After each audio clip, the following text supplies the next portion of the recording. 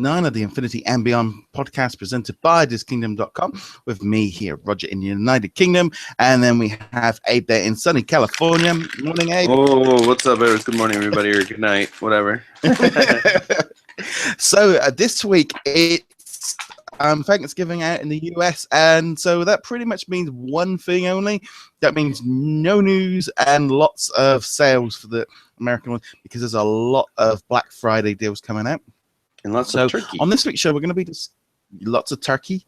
And also on this show, we're going to kind of have a discussion about subscription boxes in terms of Infinity. We got asked a couple of questions by a few different members, including Spencer, and talk about the magic. So I thought we'll just do a bit of discussion about that after we've talked a little bit here.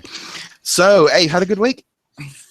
Yeah, it was a fun week. Just got home from a trip, went to watch a football game, and What were you gonna say? Yes, and we've been battling Rebel Scum and all the rest of it this week, but in a different format. Yeah, battling Rebel Scum and also some Imperial troops. Galactic. Yeah, that was. I think I think there's quite a few members of the group and stuff that have been kind of been playing Star Wars Battlefront. It's kind of quite weird because it's the first year really we've had. Last year we didn't have any other Disney, Marvel, or Star Wars games to play, and this year there's a lot out. So it's kind of quite interesting to see sort of how people have reacted slightly different this year. Oh yeah, definitely. Yeah. But this week, I'm going to quickly go through some of the quick bits and pieces of news. So we found out, Spencer told me that after the update, that the Black Suit Spider-Man from the Vita version had been given some new moves and had been given a kind of a new fighting system. So we put that up on a video up there. So big thank you to Spencer for letting us know about that. I didn't even notice. I mean, it's very, very subtle. Have you had a chance to try that out? It was actually the same night that Spencer and I did some racing, and that same night we were testing it out. And yeah, there's some very subtle changes, but he was pointing out a tweet that JV had said something about contractual obligations that they had to change a few move sets. And so, I mean, again, they're subtle, but it's interesting that he's a little different. I think the main difference I found was the fact that instead of Spider-Man when he jumps up or sort of chucks his web into the floor and swings around a big lump of like concrete, he kind of does like a Street Fighter uppercut. Which I believe is Shoryuken rather than Ayuken. My memory of a 10-year. It's nice to see them kind of do it, but it makes it different. The other thing too, though, the other two was the block. The regular Spider-Man had the web shield pop up, and Black Suit didn't have anything at all. That was the only other subtle difference we noticed. Yeah, it kind of ties into this idea that if they're going to do this variant version of a figure, they need it to sort of be slightly different, because we're expecting Black Suit Spider-Man to be released next year. Kind of makes me wonder what they're going to do with Captain America, how much different he's going to be in gameplay when they re-release him, because I'm going to be honest, if that's the only difference we're going to get between the two characters, it doesn't seem a lot. No. Captain America First Avenger is definitely going to be night and day difference. He's going to be kind of like Mickey, both Mickey versions. They're both different. They both play differently. So is this Captain America. His movesets are going to be different. They're not going to be anywhere similar to the Captain America we have already.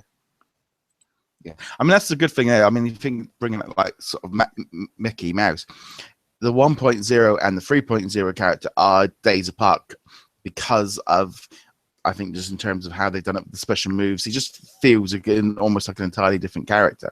So, but it is interesting that they've kind of gone down this route and given Spider-Man a little bit of an update before he comes out next year. Yeah, absolutely. Hopefully. If they have decided to release them, I kind of hope they just keep that one version just isolated just for the PlayStation, and maybe give us a new mold. I don't know. That would be kind of cool. Yeah. I must. The thing is, you see, if they do a new mode, I have to. It'll be like, oh, do I have to buy it? I think it'll probably be the identical same. Sorry. I said I would buy it. Yeah, it's Spider-Man. Yeah, I mean, how I many must. suits do we have Yeah, anyways?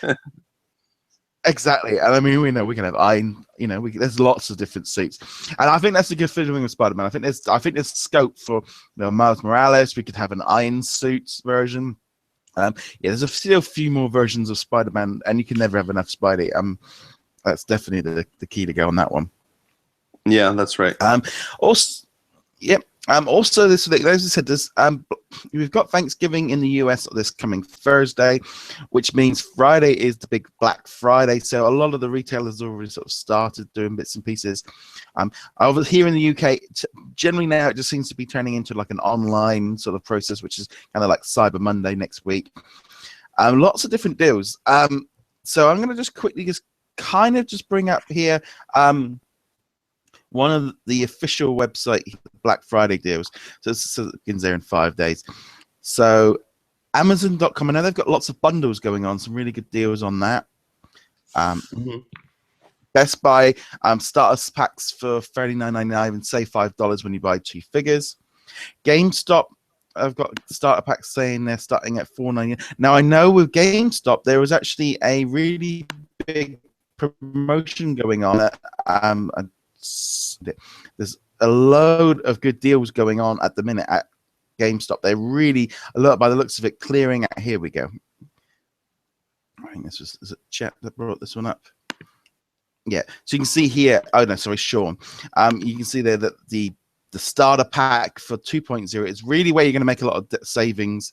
$5.99 for 2.0 characters. The play sets are $15 each. But also interesting to see the Star Wars and the Inside Out playsets down to $24.99 and buy two get one free on the single figures. So it looks like lots of decent offers going on at GameStop in the US. Yeah. So that's cool. And Target are offering starter packs for free, $35, sorry, and figures start at $11. And Toys R Us, again, $40 for a starter pack. Buy one, get 40% off figures. And Walmart are $37 for a starter pack, and 3-point and figures start from $9. So if you've been holding off, this is the week to really go mad and try and get some discounts and try and get some promotions. You seen anything else around? No, not really. I mean, just the common ads for Black Friday are probably good deals. I mean, usually they still have deals year round. I mean, we've been seeing some crazy deals for Target out here for Lego Dimensions and Disney Infinity because they have apps that give you discounts as well. So it's interesting. No, it's kind of I think as well. It doesn't quite feel like the 3.0 is really being sold ultra cheap at the minute. It definitely feels like it's more about we need to clear out. I mean, I know they've been clearing off the 1.0 characters and the crystal figures for a couple of bucks. I think you can get them for $3 each over at Toys R Us. It definitely feels like more of a right. We need to shift all of the 1.0 and 2.0 stuff we've got and get rid of that cheap, rather than focusing on the 3.0 stuff. No, yeah, that's correct. It's weird. It feels like they're trying to get rid of their stock, but I don't know. It's like they're still playable characters. They're great, and they work in the system. So I don't know. It's interesting. Yeah, I mean, but also in some ways it maybe makes sense because they want to clear out a lot of the stock if they've got it in, rather than keep producing it, and also it makes the deals look better. And also comparing it against like Skylanders and Lego Dimensions and stuff, they have got a load of figures they can sell cheap, but maybe not the nice brand new ones that everyone's after. Which Lego Dimensions doesn't have that opportunity to look cheap against. Right. And also the starter pack was always quite cheap anyway before this whole thing started. So selling them off for $40. If you're waiting to get them for Christmas, this is a good time to kind of pick up those starter packs. No, yeah, absolutely. Definitely do it, especially if you want to get your Christmas shopping done earlier. But no, it's different. But if you've been holding out, the figure that's pretty cheap. I've seen some of the UK retailers and knocking off a few quid here and there. It's nothing yet. I mean, generally here it's a very different kind of process. The retailers tend to just be doing everything online, especially after the all the pushing and shoving in Asda, which is our Walmart, last year. They've pretty much decided we're not doing Black Friday in store anymore. Everything's online. So I'm sure there's going to be lots of discounts over here as well over the weekend, but nothing like we see in the US. Very, very different. I still think it's silly that the UK is trying to adopt Black Friday. It's funny. Well, well, I think it's more the retailers trying to clear stuff out before Christmas. I think it's they see. I suppose nowadays with the internet and stuff, there's conversations going around. I see Black Friday ads all the time for all the American stuff because they want to. It's a good little gimmick to bring over here. But like you say, we kind of missed the whole thing of the Thanksgiving idea. Doesn't kind of lead into it. Yeah, that's true. Yeah. But yeah, so I think as far as news, I'm just trying to think what else we have. Oh, The Good Dinosaur is out this week in theaters and cinemas. So if you haven't already got, so remember to check out those Power Discs and Spot. He is available. He's out there. It's kind of going to be interesting to see with The Good Dinosaur. I'm probably going to have to wait till next week because it's not out on Thursday here. But yeah, I think it's a great idea that we've got that figure and Power Discs out for this movie that's literally about to hit cinemas. Yeah, no, that's true. That's true. I mean, it's crazy how the scheduling is weird in both, in different countries. But I think I'm going to see it on actual Thanksgiving Day, and then I'm going to go to my family right after. So. Yeah, no, it's kind of interesting. I don't know. In some ways, I think if we had a play set or something like that, we might have been a little bit more excited about it for Infinity side rather than just a toy box only character. It doesn't quite feel like, and it doesn't feel like the hype for the movie seems anywhere near what they were doing for Inside Out. I don't know what it's like over there in the US. Well, yeah, I mean, you even had a free screening attached to it for Inside Out. I mean, actually, you know what? Scratch that. They did that for they did do some, yeah, for Good Dinosaur as well. But yeah, that's interesting. I don't know. I guess it's the same out here then. But I mean, you don't feel like you're gonna have a lot more content. But if you're a toy box builder, you're gonna enjoy it because you'll be inspired by the movie. Yeah. And we can all use those Jurassic Power Discs that we got from 2.0, which seems to be the current. They've been used more in the last 2-3 weeks than they've been used for about a year. Yeah, exactly. Even Disney's own toy boxes were using there, but it's like, well, yep, this is about as dinosaur as we have in 2.0. I still think that was a bit of a missed opportunity. Oh, I agree. I still feel like Zootopia will be the same. Yeah, it's going to be odd. I'm just hoping that we get some, I love the thing with that tower, with those, I keep going back to those Tomorrowland discs. You pop them down and you unlock all those toys, all the skydives and stuff. That really sort of set Tomorrowland having so much more content in the game that kind of feels completely missing with Good Dinosaur. Yeah, agreed. Absolutely. Yeah. Okay. Do you want to just bring up your contest that you are running? So basically, we have been giving away 5 different, 5 King Mickey Power Discs that we're only giving out at D23, exclusive to the event, not going to be resold, not going to be reprinted. So we have 5 of them. We're giving away 2 through our Facebook page, and the other 3 through our website. This is the last and final week you have a chance to win. So definitely go ahead and go to the website. There's daily entries. You can continue to enter, and Facebook is through a picture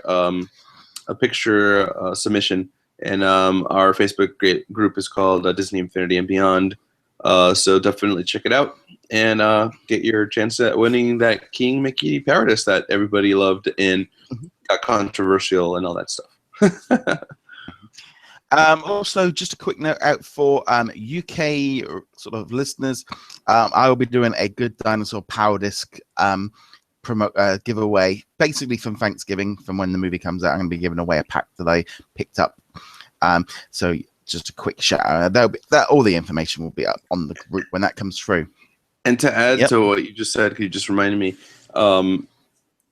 the King Mickey Power Disc contest, it is open worldwide, by the way. So just for those who think it's only US, no, it is worldwide. So keep that in mind. Anyways, All right, we're good to go. Yeah. Right, so that pretty much wraps up the news for the week. It was very, very light. I mean, literally, we were like, this is probably the lightest news week I think since we've had since probably March. It feels quite strange, but it makes sense. We're not going to be hearing too much more in the run up to the holiday season. Kind of when everything kind of quietens down a bit. We've still got all the light effects figures to come out, and obviously we have got a playset coming out in about 3 weeks or so, which I think is going to completely just revolutionize and bring everyone back into the game. It kind of feels in some ways the game's been out 3 months. I've had a couple of new figures. If we're in a little bit of a dip, but then we're going to have this Force Awakens, which is going to make it go right back up and get everyone really excited about it. And I'm going to love the fact that then we've got Battlegrounds then next year as well to kind of get us back. It's quite exciting in some ways. It's like I'm like, okay, I'm going to have a break for a few weeks because I know I've got some more Infinity content coming in a few weeks. It's really quite nice. It feels good this year compared to last year. No, yeah, absolutely. I love that they spread everything out. I mean, even if we do have only some toy box only characters, like we mentioned earlier with Spot, but the fact that they're spread out, I love it. It brings you back into Disney Infinity over and over again. Yeah. So that's cool. So our feature topic for this week was brought to Spencer asked us the question, and also friends over at Talk About the Magic Day sent us the same question, and that was about the idea of having a subscription box for Disney Infinity. Now, if you're not aware of what a subscription box is, there's lots of ones around. You have things like Loot Crate, Marvel have the Collector Core, you have Star Wars Bounty Hunter, Smugglers Bounty. Yeah, Smugglers Bounty, that's right. Smugglers Bounty. There's a Zum Zum one. There's also a pin park pack. So Disney in the last 6 months, they've actually launched 4 or 5 of their own official subscription boxes. So it's kind of, this is what I'm talking about, like an official version. And usually inside it might be monthly or bi-monthly. And I was sort of thinking, going, on one hand, it could be a really cool way of giving fans content on one condition. It has to be international. It has to be like the Marvel Collector Core, where you can get it everywhere. None of this kind of, the other ones are all US only, and it cost me a fortune in shipping. So that's the thing. But Zum Zum, they do one where you get a brand new Zum Zum that is exclusive to the pack, and they give you another Zum Zum that will be out in the coming weeks or month, whatever. The pin trading one gives you an exclusive pin and 2 pins that will be coming out in a couple of months. The Collector Core and the Smuggler's Bounty give you exclusive content you can only find in there, variant figures, comic books, pins, t-shirts, and Loot Crate, she's just bunging her releases. So I put this question out on the Facebook group to get everyone's reaction, and Abe, you had a kind of a very quick reaction to this one. Yeah, my answer was no. So the episode's over. Thanks for watching, guys. This is Abe from DisneyNoob.com.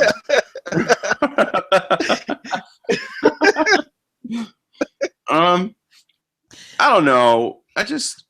For Disney Infinity, I don't think a subscription box would work unless there was exclusives. And with Disney Infinity, a company that wants to make sure everything's available for everybody, and also even feeling a little upset because of the reaction to that one simple power disc of King Mickey. It's like, I feel like they want everybody to have everything available to them. And the fact, unless they are willing to start doing what they did with the King Mickey disc, and start doing it, randomly, and don't matter with the backlash, then I support it. Because otherwise, I don't want a subscription box that's going to give me stuff I already have. Not to mention, I can go just buy it in the store. Exclusivity is what really gets people to get those subscription boxes. Like, for example, the Smugglers Bounty with Funko and Disney, you have an exclusive Funko, actually 2 exclusive Funko Pops that you can't buy anywhere. They only come through that box. So if Disney Infinity did something like that, like maybe exclusive power discs, cool. The only thing that would really sell me, though, is if they actually did an exclusive figure or even a variant figure. But it would have to be variant in the game as well. Otherwise, I feel like it's pointless. But that's just my take on it. So that's why I said no. No, it's Yeah. okay. So I think it's this kind of thing. I think the trouble is, I think this thing with the exclusivity stuff that Disney have had a very bad. They've had a very bad experience with trying to do exclusives with Disney Infinity. They did the Black Suit Spider-Man, they did the King Mickey Power Disc, they did Tron Gate. Every time they've tried to do something exclusive, crystal figures, it seems to have backfired. And I'm never entirely too sure if that's because of how they communicated that, rather than how it was than the actual content itself. I know there's a reaction from everyone that they want to just be able to go into the store, buy it, and don't have to worry about things. But as a collector side of us, and specifically like with the group, we're kind of more used to limited editions. We're used to store exclusives. It's not our normal. We have to deal with it with pins and Funkos and Vinylmations and all kinds of stuff. We're used to that concept. But with Infinity, every time they've done it, I think they've done it. They've poorly executed. If they turned around and said, right, we're going to do a subscription box, it is exclusive to that month's box. Once it's done, it's over. It's never coming out. But you can buy the box or you can subscribe and get it, and you've got 6 weeks to get you into it. If they are upfront and honest, then it has a chance. It has to be done that way. They can't. If they were to do this, that has to be done upfront and be very, very point blank. No, or even say that this is a 6 months timed exclusive to the box, or this will be out in 4.0.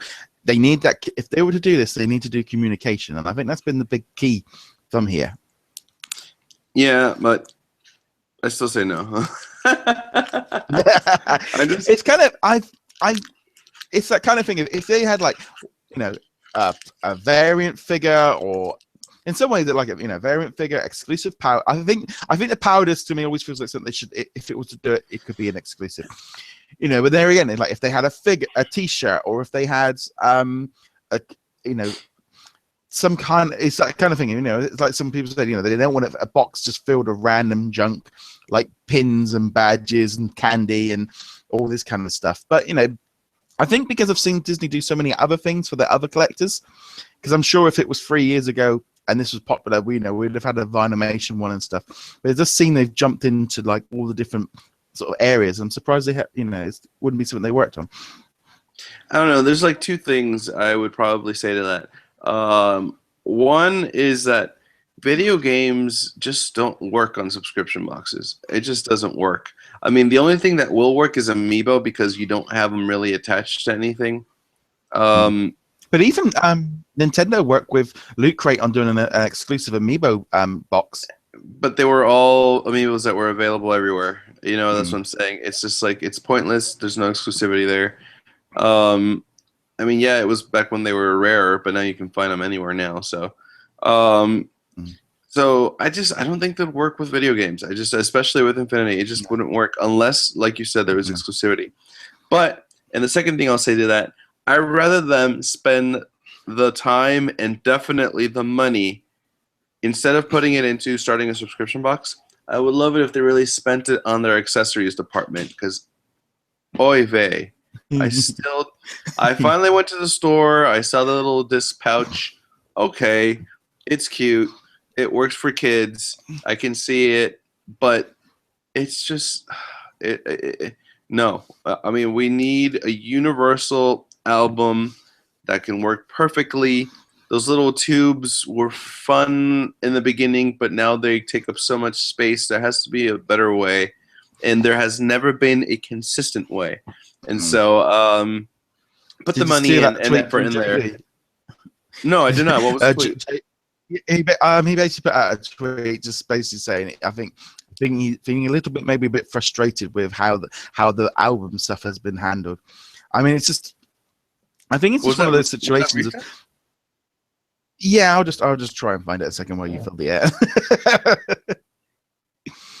I think this whole idea with doing sort of subscription boxes is the fact that you just can't. There's no happy medium. People love them or they hate them. I mean, even GameStop have got like an exclusive like Funko box coming out this weekend for Black Friday. Everyone's jumping in on the bandwagon, and I think it takes time and planning. And I'm going to be honest. If they're to do it, it had to be upfront and open, and Has to be available to everybody, and I think that's the key. However, on that same side, in some ways, we don't need it. Just bring out a figure at the store, or just bring out a power disc. We don't need it. It's not essential. But I just thought, it's kind of an interesting story because there's so many of them around now, and there's sort of definitely all at the rage, and everyone's doing it. But as you say, the reaction hasn't been amazing to it. If I can find his email, his text, also his text, his tweets. Find The journey and okay. search. Yeah.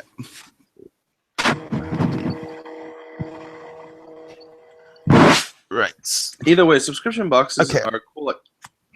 You found it? Excuse Yeah. me, I was off. Okay, go ahead. So I was going to say, because also, I'm just going to run through a couple of people's sort of thoughts on this. So Derek said it's an interesting question, and he thinks like a monthly power disc would be pretty sweet. Zane said, is power disc based on a season or an upcoming holiday or celebration or movie disc? Jamie went with the crappy part of so many subscription boxes as they're loaded with useless filler like stickers, candy, and Agree. or whatever. If they create exclusives that feeds a monster, I've no interest in unleashing. In short, no. Keep the merchandise contained to retail stores. Shelley, I'm with Jamie. A real big no. I'd rather choose how I spend my money and when. JJ Clark just asked if it would be run by Disney itself, or the fans. Now, there's lots of little fan stuff going on, but that would just be stuff that will put together by people. So that would be. Let's see if I just found it.